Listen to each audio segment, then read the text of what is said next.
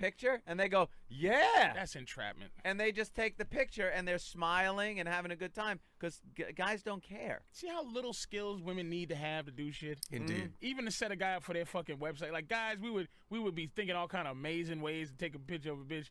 Yeah. And she don't know. Right. You know, it's always going to be her looking in the skyline or fucking fixing her dress or something. Yeah. But them and us knowing how this should tell you how stupid this website is by how easy we're fucking ready to be an asshole. To take pictures. Exactly. To get picture taken. Did you see the one with the dirty old men? Yes. These fucking guys, they're way up there in years. They just want to look at a piece of ass as they're walking These are down 70-year-old men walking with down canes. the sidewalk. They look like they just got off a plane from London. Yeah. They got that's that how London, they're dressed. They got that London look to them, and all they're doing is walking down the sidewalk, checking it out, right? With canes. And this chick, Asia, couldn't deal with it, so she sent in this story in the picture.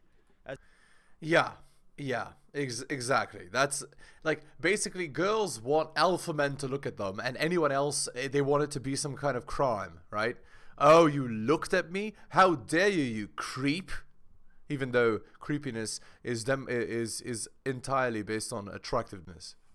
As I'm walking down Broadway, the man on the left hisses, "Nice!" I ignore him. When again I hear, "Nice!" I turn around to see if this old dude actually has the nerve to harass me. He lifts his cane, points it up and down my body, and with raised eyebrows repeats, "Nice!" Sure wasn't Norton? Apparently, Like his line. Apparently, Nice. For these two, wisdom doesn't come with age. Yeah, okay. So, again, the idea is, how dare you, you beta male, look at me?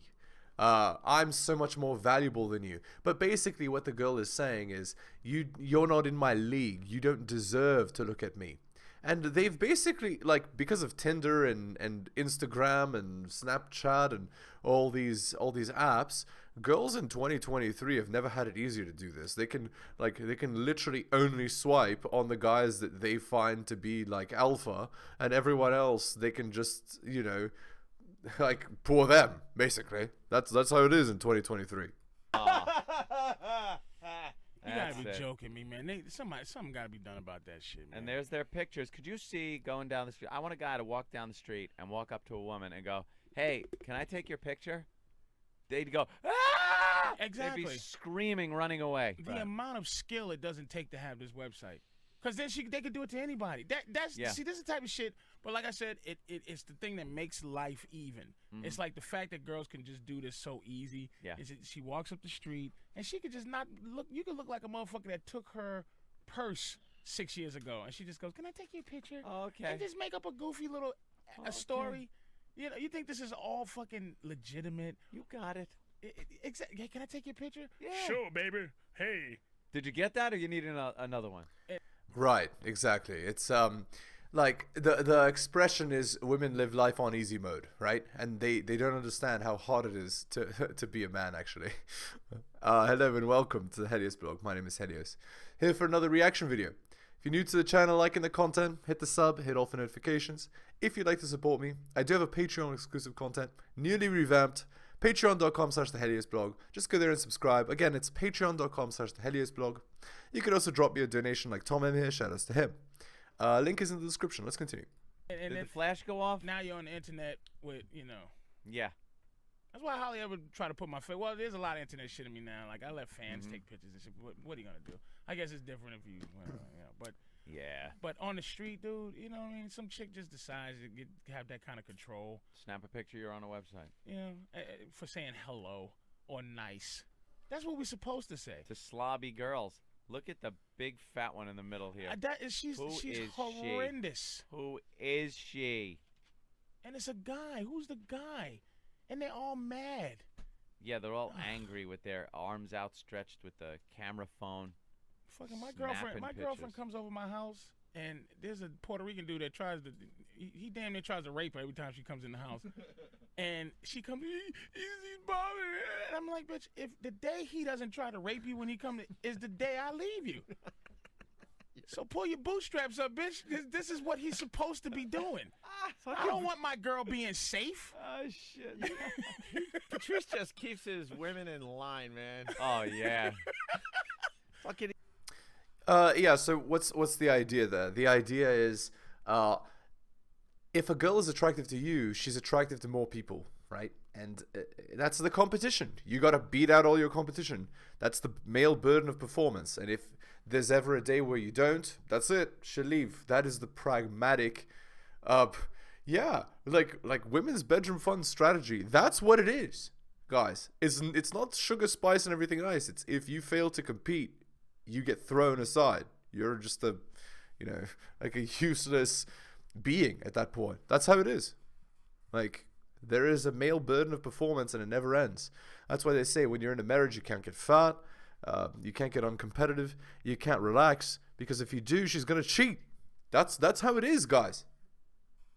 And even set up an obstacle course Yeah, to make sure she's worthy. Like, did he rape you? Well, he's not gonna rape you, but he's gonna harass you, bitch. You need to be harassed. I don't want no harassless bitch in my life. So this website has a lot of stories of guys that are just doing what guys are supposed to do. Yeah. And these girls are not liking it, and they're taking the pictures and sending them into this website. Yeah, because why? Because again, girls only see the top 20% of men. The other men are invisible. So in a girl's mind, it's, how dare you have the audacity to think that I'm not worthy of a top 20% man, just like all my other friends. How dare you think that I'm not worthy of Chad and that you could get me? That's what this whole situation implies. The numbers game, Obi. I mean, not for you. You're in love and whatever. You fucking faithful, but it's like it's usually a numbers game. To motherfuckers who out there getting girls, it's you try to get as many. We don't like quality. We like quantity up until a point till you siphon through the amount of women. Mm-hmm. You find that one that you go, okay, this could be. I can hang out with Exactly. her. I'll give her a little time and some attention. Right. But other than that, man, if any woman out there meets a guy and he says, "Oh, I'm single," he's not single. He has at least 30 bitches that is around. This is true of alpha men. Yes, of the top 20% man. That's exactly right. Exactly. When a guy says he's single, he's actually he is single in the sense that he has no serious relationships. He has, maybe friends with benefits, but he doesn't have like a girlfriend. Like if I told my girls, like, if you left me, the amount is amount of women that you represent. If my girl left me, I'd be hurt. But I wouldn't be totally out there. What I would do is I think my girl in my life is worth 5 bitches now. And if she left me, I'd take her spot with 5 bitches. That's right, exactly. That's so the point is, like, not all girls can provide what a man has in terms of his needs, right? And so, So what you do is you diffuse the needs among different girls, right? And then, if one of them leaves, it's whatever. You just replace a different one. This is the concept of spinning plates, right? Dating non-exclusively. That's, that's before, like, okay. Here's what men need to do, in my opinion. You date non-exclusively until you find a girl who's actually good and you can have a girlfriend. And if she disrespects you or treats you poorly, well, guess what? You can, just leave the situation and go and start getting multiple friends with benefits again. That's the idea there. And it works quite well, guys.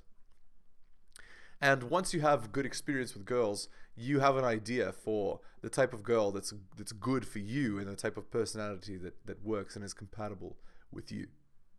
It don't matter who they are. That's the exchange rate on your girl. That's the exchange rate of my girl. She has built up to at least 5 women, man. Wow. 5.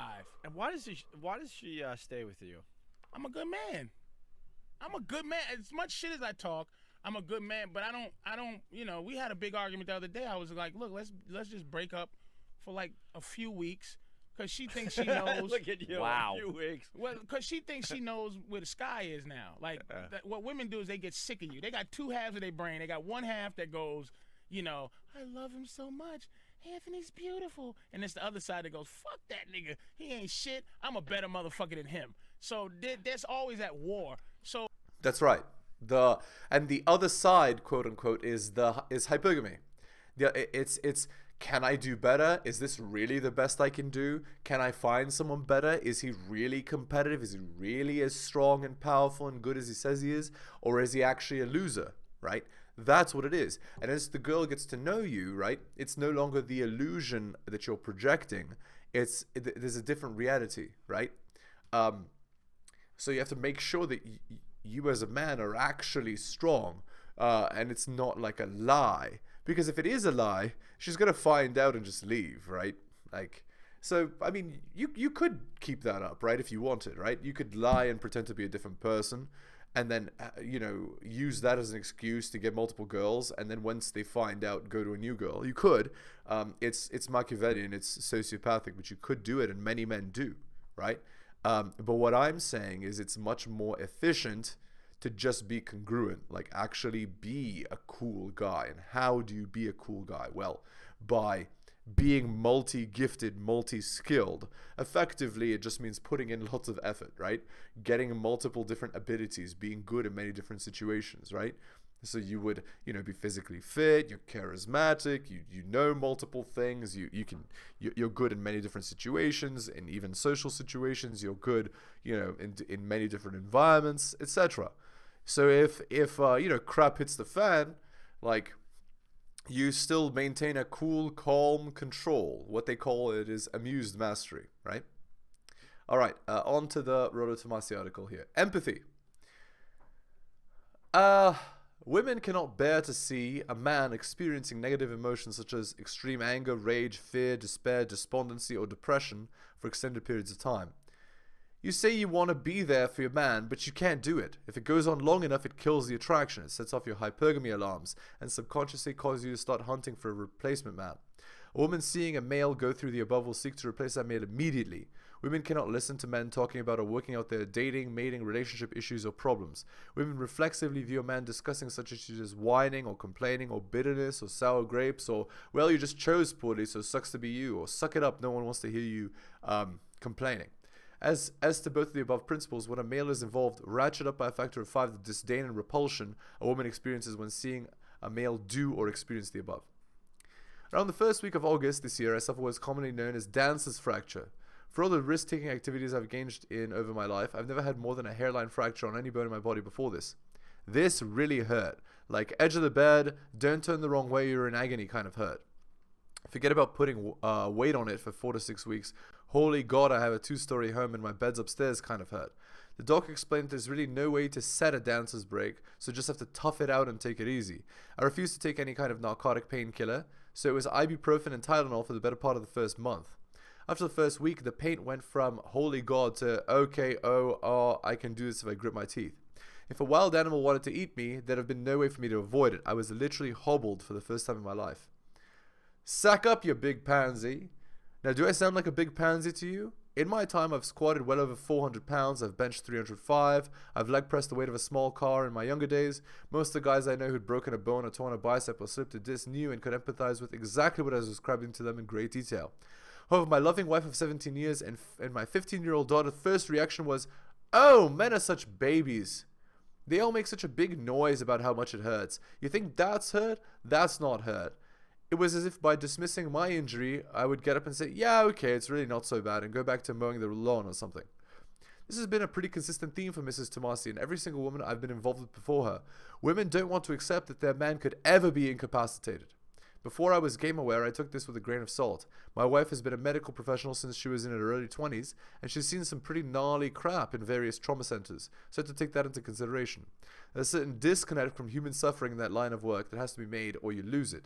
I get that, but it still didn't account for the default indifference to pain most every other female I knew, including my own daughter and mother, had ever had with regards to a man in legitimate physical pain. The mother-nurturer myth. One of the classic perceptions women and well-meaning men perpetuate is the idea that women are the nurturers of humanity. They take care of the children, home and hearth. This is the realm of the private and men's that of the public. In fact, this was one impression that early womanism took as its primary target. They wanted it all, private and public.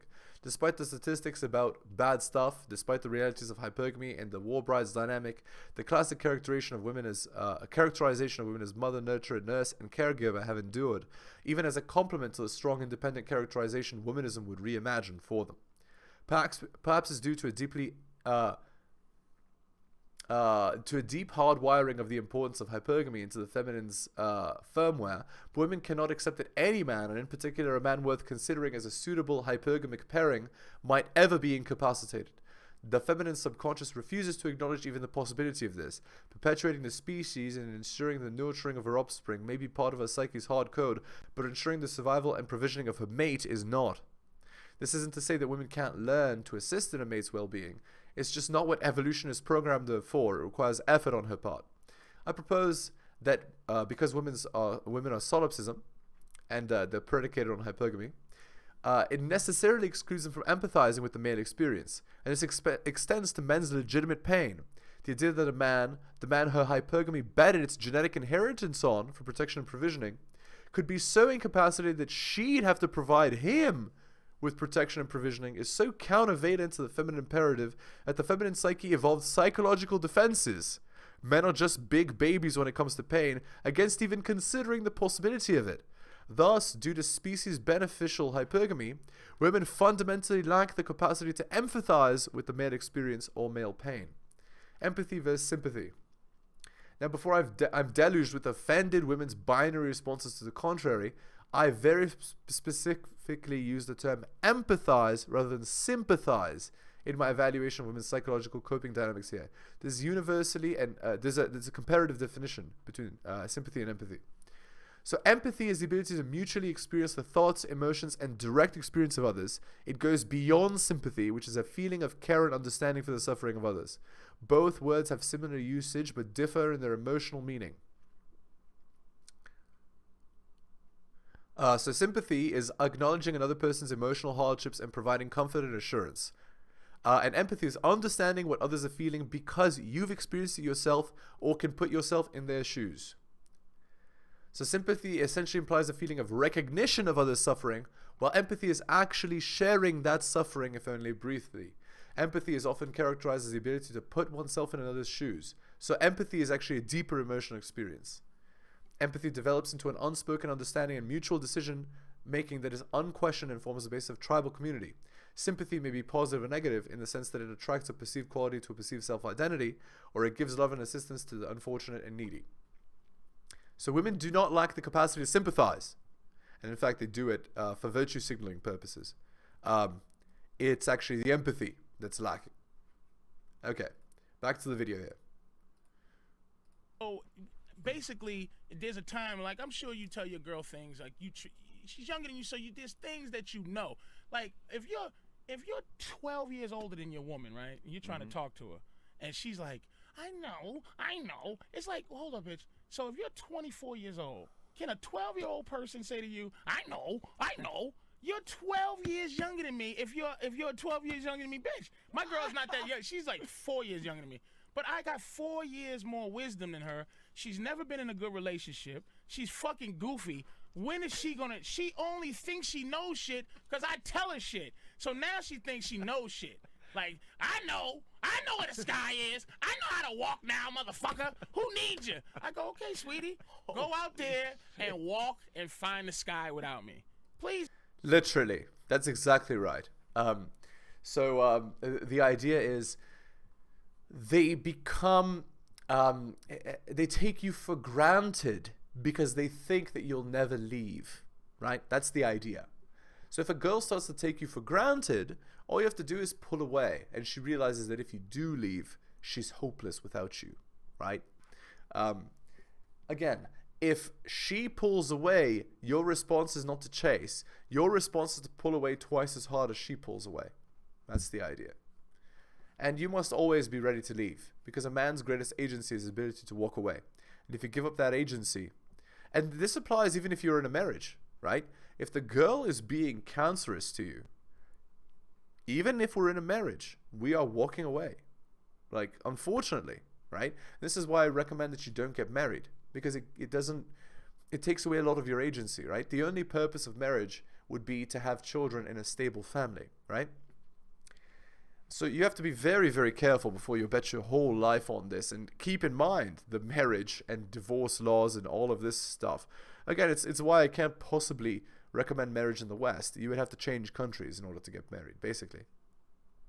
do, and then come back. I'm not going nowhere. I love you, but I'm trying to teach you how to be liked. Wow. It's easy to love them. It's hard to like them. You are rough, man. But she'll tell. I don't treat her like she gets treated very well. I don't doubt that.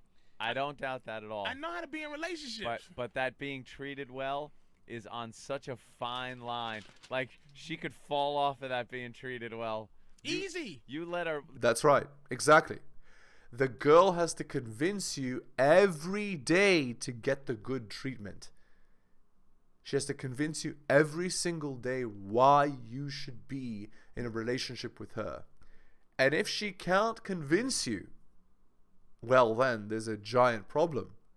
It means that she's not doing what she needs to be doing. She's not doing her side. Like, you let her be treated well. You treat her well. But it's a tightrope walk. Nah, she's not That's on right. eggshells, man. No? Nah, she's just... When you tell a bitch, why don't we break up, you leave, this ain't fucking bothering me, you think you know to go see the world it would and bother come Anthony. back. I'd be crushed, but I'd be crushed in With a, five in bitches. in a reasonable sense. I would have to take That's her right. place. Exactly. She has filled up my body 5 bitches worth. 5 bitches. Yo, give me 5 bitches worth. Trade her in. Yeah, all right. Hot bitch from Whack Bag. Patrice, you're such a fucking caveman. Your poor girlfriend must have the worst self-esteem to be with your Fred Flintstone ass. Why is that Fred Flintstone? It's not bad to behave the way Patrice is. It's just the way that, that's the way that you're supposed to act. If you're giving away all your power, then your power is taken. If your power is taken, you have no power. If you have no power in the relationship, then the girl is not attracted to you. If she's not attracted to you, she sees you as a beta male. If she sees you as a beta male, she's going to go get the genes from an alpha male. You see what I'm saying? That's the idea. So if you're not acting the way you're supposed to, the gigantic negative consequences come down the line. The hard slap of reality comes. Because, look, I'm telling you, Anthony, what's going to happen when you get this house. Right. She's going to want to marry you. And you're going to have to put yourself in a position to either take a loss or get married. It's going to happen. See, I don't see this coming. There ain't no way. If you're okay. Actually, Rollo says this. He says, do not cohabitate, right? The only purpose of, the only reason you would ever cohabitate, live with a girl, is for the purpose of having children in a marriage. That is the only reason for cohabitation. And in that case, you're taking the L, but what you're getting as the trade is you're getting your genetic legacy, and you are helping to raise your own genetic legacy. That is the only thing that warrants that level of sacrifice. Otherwise, you're not living together. See her once a week, see her twice a week, and all the rest of the time you're living by yourself, guys. We're not out here living with girls, because here's what happens. Basically, by living together, you're already married, but you're married and childless. So the girl, what she's going to do is she's going to start to control every single little thing, and you're not even getting what you're supposed to get when you live with a girl, which is your genetic legacy. You see what I'm saying, guys? So we're not out here living with a girl for 6 years before we get married and stuff like that. No. Okay. Here is the Reddit post. It was posted 13 hours ago on relationship advice. My girlfriend had bedroom fun with another guy and I'm feeling guilty. So guys, this is about a threesome, okay? So the situation is very hurtful because me and my girlfriend recently moved in together. And things were going great. We both had a great relationship with each other's families. Now everyone is upset with me because I asked her to take a break and I'm considering a breakup. We talked about experimenting with threesomes, which turned us on a lot. We agreed that we would try it twice. One with another guy and one with another girl. We were both really into it. Yeah, this implies that the relationship is equal. And this is how the girl tricks the guy into getting C-star CK'd. The guy's a sucker. So long story short, we met this guy, we both agreed to it, and after a few drinks, we went home with him. We were really turned on at first, just before we started. It got a bit uncomfortable, then they started kissing and having bedroom fun, and after a short while, it felt awful. I couldn't even get hard, and it was basically the two of them having bedroom fun. And this ruined their relationship. What a surprise, he got C-star CK'd in front of his face. I tried to get over it, but I just can't. It was too embarrassing and uncomfortable. I'm causing everyone to be upset, and I'm feeling extremely guilty towards my girlfriend because I was in it until the last moment, and she even asked me if I was sure before starting, and I said yes. I've never seen her this hurt, and our families are both really upset and asking me to reconsider. They don't know what happened, of course. What should I do? How can I go into a relationship when I feel so ashamed and humiliated by how it went that I can't even watch my girlfriend in the eyes? Yeah. Congratulations, you just played yourself. Okay. Yeah. Let's see what the top comment is. 4.1k upvotes. Many people have tanked the relationship by involving somebody else in the bedroom fun without thinking about it enough beforehand. Take some comfort from the fact that you aren't the first to make this mistake. Sorry for the relationship. Exactly. Never, ever, ever, ever allow your girl to sleep with another guy. Because if you do, here is what it is. You are the beta and he is the alpha. And your girl will never forget that. And your relationship will die. And then she's going to go and date that guy. Right? Because he C-star CK'd you. So obviously he's better than you. And you allowed it. So obviously he's better than you. Because why would you allow an inferior man to sleep with your girl? Of course, you acknowledge that he's superior too. It's a disaster. Yeah, okay.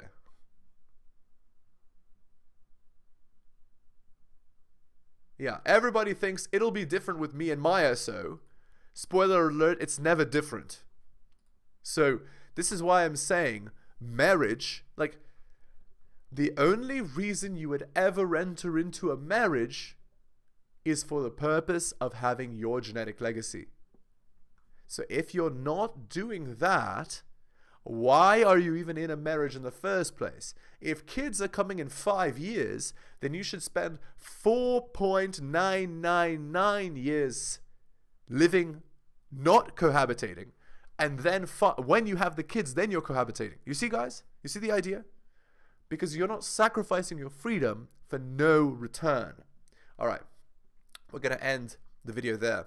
Again, if you're new to the channel, liking the content, hit the sub, hit all the notifications if you'd like to support me. I do have a Patreon, newly revamped, guys. Just go to patreon.com/theheliosblog and subscribe. Patreon.com/theheliosblog. One more time.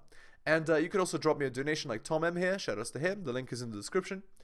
Again, guys, thank you so much for taking the time out of your busy day to listen, especially if you listened to the end of the video. I really do appreciate it. You guys are wonderful, and I will see you next time.